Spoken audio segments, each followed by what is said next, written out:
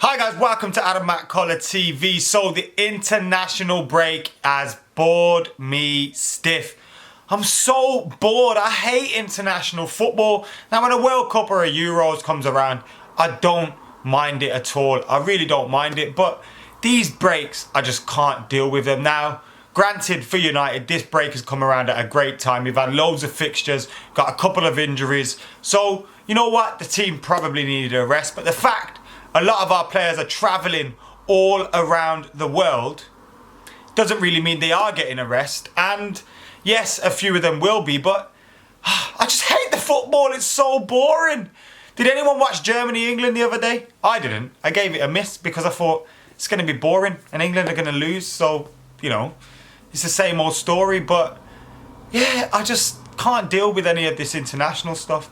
Just can't deal with it. Talking about players getting rested and players having a rest, Smalling and Jones go and get injured. Typical Smalling and Jones. First off, Chris Smalling injures Phil Jones, breaks his toe, and he could be out for 4 weeks. And then Chris Smalling goes and injures himself. And this has only happened in the last 24 hours, so haven't got an update on when Chris Smalling could be back. But the fact that we've lost 2 of our 4 centre-halves, our 4 experienced centre-halves, is a big worry for me. Now, Smalling and Jones have been worrying me when they've played anyway. Phil Jones, not as much as Chris Smalling. Chris Smalling's worried me an awful lot. He's panicking all the time. But with Smalling and Jones out, that would be a worry for Manchester United. We've got a lack of central defenders then. Maybe Tuanzebe will come up. Maybe Fosu Mensah will get a chance. But even then, it's a little bit of a worry. It could be an advantage for Luke Shaw, who did come on for England as a substitute, as Rojo, Blind, whoever will have to go centre-half, and then that'll free up the spot at left-back for him. So it could turn out good for him, but still a big worry for United when 2 of our main centre-halves are injured and the international break strikes again. Although, to be fair, Phil Jones and Chris Smalling could injure themselves at any given moment. An injury United picked up before the international break was that injury to Paul Pogba, where he come off injured against Rostov with what looked to be a hamstring injury. Now, without Paul Pogba, United certainly lack a little bit of something in that midfield area. I think he's been very good, contrary to popular belief, for Manchester United this season. Of course, he can do better, and he will do better as the years and the months do go on. But I thought this season he's done okay. He hasn't been as bad as people have made out. And when he injured himself, I thought, now we're going to see exactly that. Obviously, against Middlesbrough, we didn't need him too much. We did well there. Fellaini came on, scored a goal. So we did all right against Middlesbrough. But without Paul Pogba, one of our biggest players, it's a big worry. But the news on him is good. He could be back for the first game after the international break. So it could be that this international break has turned out well for Paul Pogba, in the sense that he missed that the France break, the France games, and he could be back for Manchester United after the international break. So great news. Now, you know an international break is boring when all you're hearing about are transfer rumours, transfer news, this, that and the other. So I may as well talk to you guys about a few bits that have been in the news this week concerning Manchester United. You guys get your comments in below about all of this stuff. Firstly, Jose Mourinho was apparently watching Perisic, the Croatian Inter Milan winger, attacking midfielder, as Croatia beat Ukraine 1-0. He was pictured in the stands at that game. And then straight after that, reports came out that United were close to a £35 million deal for Perisic. Now, Perisic this season has played 33 games, got 9 goals, 7 assists, which is a decent record in Inter Milan that have been doing not too badly given recent years where they kind of fell off. They've been doing okay this season. And yeah, he plays left wing, he plays right wing, he plays attacking midfield.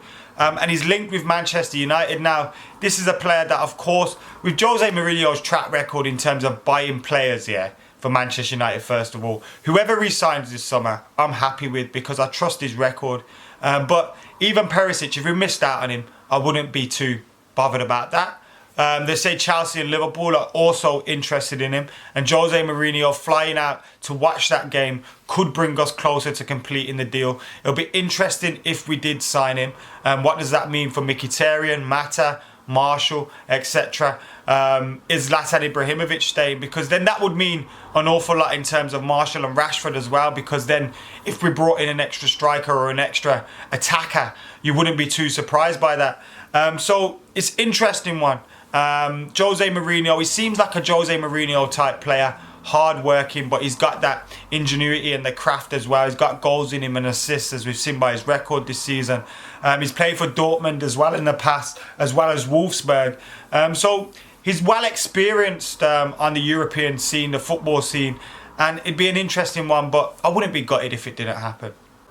And I also think it'd take a lot more than Mourinho just watching a game to mean that we have signed him or we are close to a deal. Although, you never know. Jose Mourinho moves quickly, and I wouldn't be surprised if all of our transfer business is done very early in the window and most of the new signings are available in the pre-season squad. Another man that has been linked with us for a long time is that boy, Antoine Griezmann. Yes, he's been linked with Manchester United for a long time. Now, earlier on this week, I think it came out that he didn't want to leave Atletico Madrid, and it seemed like, no, we don't want to hear that. But then it kind of seemed like these are the kind of things we hear all the time right before a player leaves that club. Then Diego Simeone came out and said that he can't stop him from leaving. If he wants to leave, he can leave. He's got an £85 million release clause. And French reports say that Manchester United are happy to pay that, and a deal is almost done. An agreement's done with the player. United are happy to pay his release clause, so it'll go down in the summer. So conflicting reports over the last 2 weeks alone, which to me says one thing. This could be a long couple of months before the transfer window opens, and hopefully if there's a deal there on the cards, we get it done early, because I wouldn't want to see like a poor Pogba going down with silly tweets here, there and everywhere from Griezmann's brother and Antoine Griezmann and blah blah blah and this and this.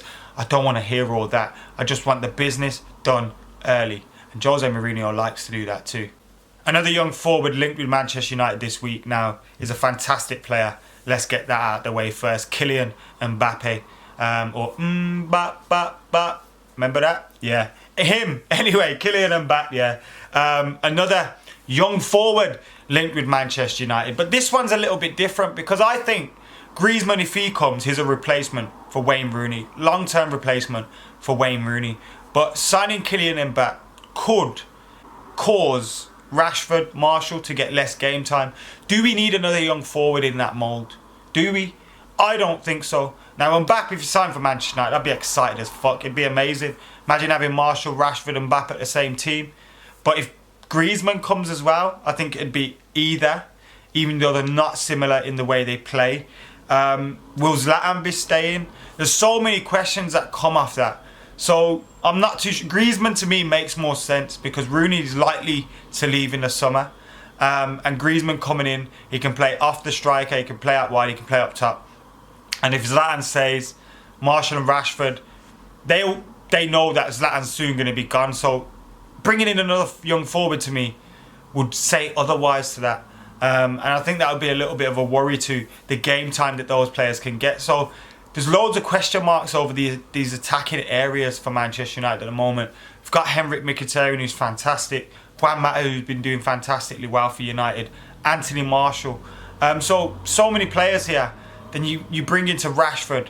Zlatan, is he going to stay? Is he not going to stay? Is Griezmann going to come? And then throw Mbappe into the ring as well.